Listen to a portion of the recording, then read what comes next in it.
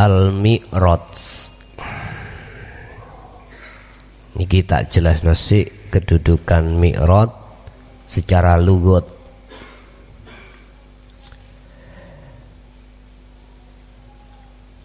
Dalam surah Al-Isra ya, ayat 1, di situ dikatakan terjadinya Mi'raj setelah Isra. Isra itu apa? Perjalanannya syariat. Perjalanannya syariat dari masjid ke masjid, dari Masjidil Haram ke Masjidil Aqsa, Mekah ke di Palestina ya. Aqsa itu Palestina. Itulah perjalananmu tatkala kau masih berhukum syariat. Lah Mi'raj secara lugat adalah naik. Tadi yang ada di syariat iku umum.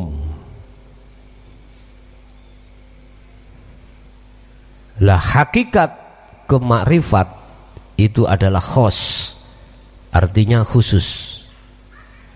Berarti naik.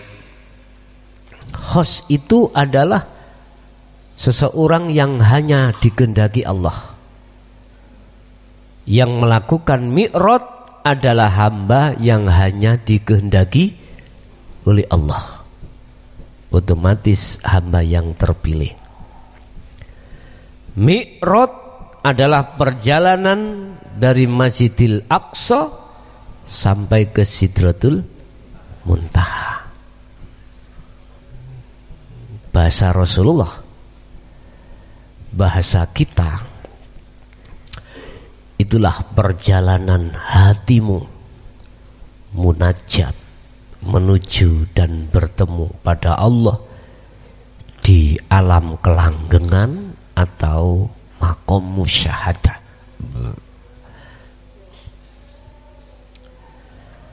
Lah ketika sudah di musyahadah, ternyata di situ pemahamannya la ibsarun wa mubsarun wa basarun, semuanya hilang. Semuanya hilang. Kosong kuwi. Justru kekosongan iku nduduno kewujudane, nduduno keisiane.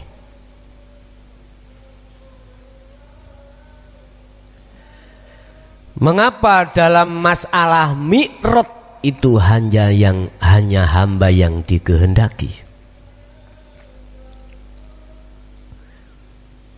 Itulah untuk memeta antara hamba yang sami'na wa asoina dengan sami'na wa atokna. Itulah hamba yang ada di ahli hijab dan ahli syuhud.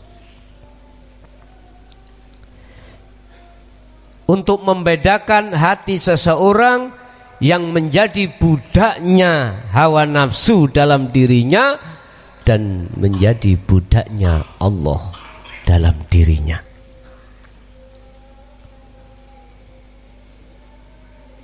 Makanya kami sebut sebagai orang-orang yang terpilih.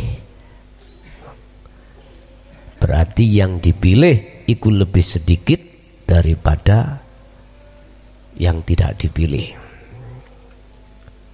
Dan mengapa pengertian al-jannah itu adalah tenang, al-jannah itu adalah dingin, al-jannah itu ayem? Sedangkan An-Nar itu panas karena di An-Nar itu banyak yang menempati, di Jannah itu namun hanya sedikit. Ibarat kamar 10 kali 10 meter. Coba di situ dihuni orang 200. Rasanya bagaimana? Dihuni orang 2. Jadinya bagaimana? Ini semuanya adalah ayat Bapak Ibu rahimakumullah. Gambarannya seperti itu. Al-Mi'raj munggah berarti naiknya satu iman seseorang yang asalnya di nurul iman menjadi hakul iman. Itulah iman yang sudah ihsan.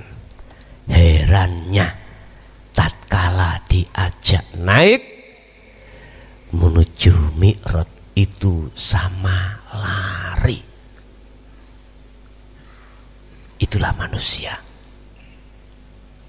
Kebanyakan memang seperti itu. Wa aktsaruhum la yu'minun. Kebanyakan mereka itu tidak percaya. Dibuka di dalam surat Az-Zukhruf kalau enggak salah. Ayat 58 kalau enggak salah.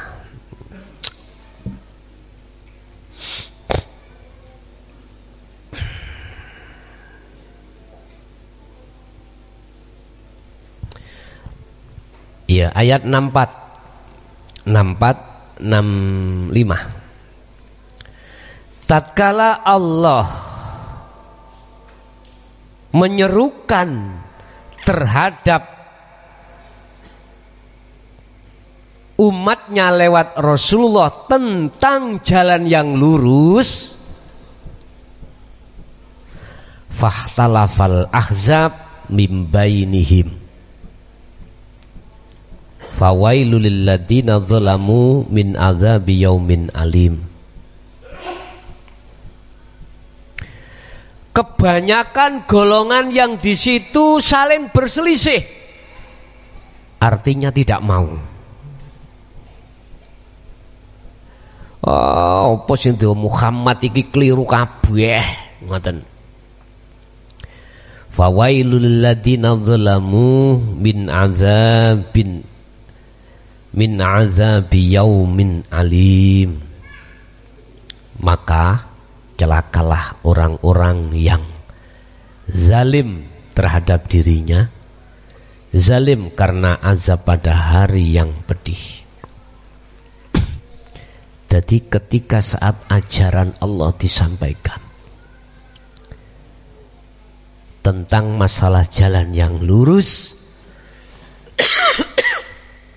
innallaha huwa rabbi wa rabbukum fa'buduh hadza siratum mustaqim. Ketika fa'buduh disampaikan, mereka sama lari, mereka berkhilaf, mereka bersulaya, mereka berdebat. Yang buah dari perdebatan itu dia mencampakkan ajaran Allah. Inilah yang kumaksud mendengarkan wa asoina, tapi dirinya, hatinya mengingkari. Kalau seperti ini, fawailun, celaka bagi mereka yang berbuat hal tersebut. Bapak Ibu, kok oleh aku ngandani wong matek percaya kabeh? Mong bahasa dohir ya. Nggarakno banyak orang tak kandani dheweke kaya isik duweni umur, iku gak percaya. Coba kok kurang 2 detik utawa 2 menit kandani percaya. Karena apa? Ditenono sisuk ya. Nek kuwi Ali hijab jange mati. Ditenono. Wallahi billahi, semua hijab disikap Allah, mana yang benar, mana yang batil itu tampak. Akhirnya dalam Al-Quran dia menjawab, ya Allah, kembalikanlah aku walau sesaat. Aku tak mengikuti ajaranmu. Fatalaqa Adamu mirabbi fataba alaih kalimatin fataba alaih, karepe kembalikan aku walau sesaat, saya tak bertobat dan mengikuti ajaran panjenengan. Subhanallah. Awal sebelumnya ketika saat di dunia tidak 1-2 kali Allah menyeru, mengingatkan terhadap kita sebagai umat, tetapi kebanyakan kita itu berdebat, akhirnya kita mengingkari atas kebenaran itu. Dibuka engko. Wis gak usah ngenteni mati, turu.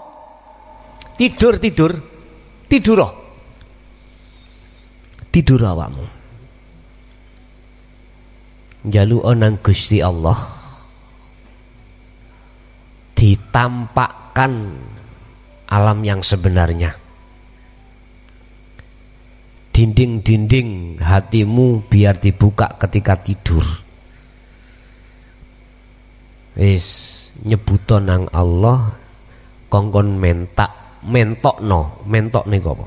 Memperlihatkan bagaimana alam sesudah alam dunia.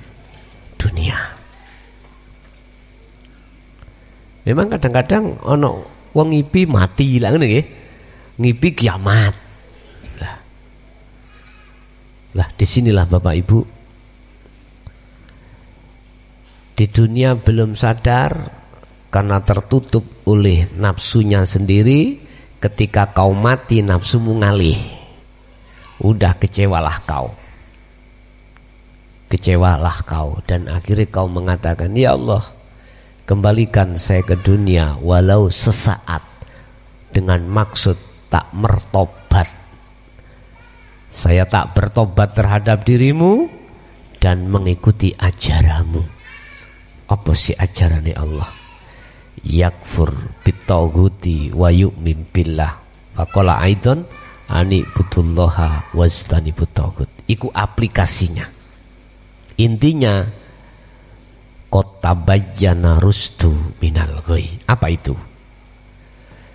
Menjadikan hatimu lari dari kesenangan dunia menuju pada Allah. Itu ajaran Allah. Dan ini pun disampaikan Rasulullah. Buktinya Qur'ane 256 Al-Baqarah. Kalau Rasulullah tidak mengajar, gak mungkin firman ini turun. Gak mungkin.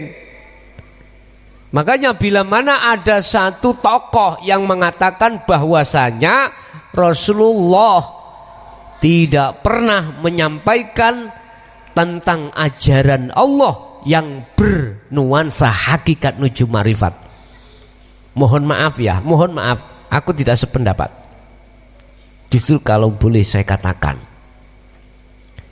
mereka mengada-ngada supaya Anda tidak naik hakikat menuju marifat, karena dia takut kehilangan penghormatanmu, takut kehilangan penghormatanmu, takut kehilangan simpatisanmu. Sebab orang kalau sudah Allah dijadikan sebagai pujaan, maka hati tidak akan pernah memuja terhadap selainnya atau selain Allah. Makhluk ngono kok akhirnya. Itu sudah benar. Alhamdulillah wisakabe puja-puji iku lillahi, hanya ditujukan pada Allah, hanya pada Allah, milik Allah. Yes. Jadi Mi'raj Salat itu bisa kau jadikan sebagai pertemuan hatimu pada Allah. Makanya as-salatu mi'rajul mu'min. Gak muslim, mukmin, ya. Muslim belum tentu mukmin. Nek mukmin sudah tentu muslim. Mukmin yang bagaimana? Yang bisa menjadikan as-salah sebagai pertemuan dengan kekasihnya, yaitu Allah, yaitu mukmin yang sejati.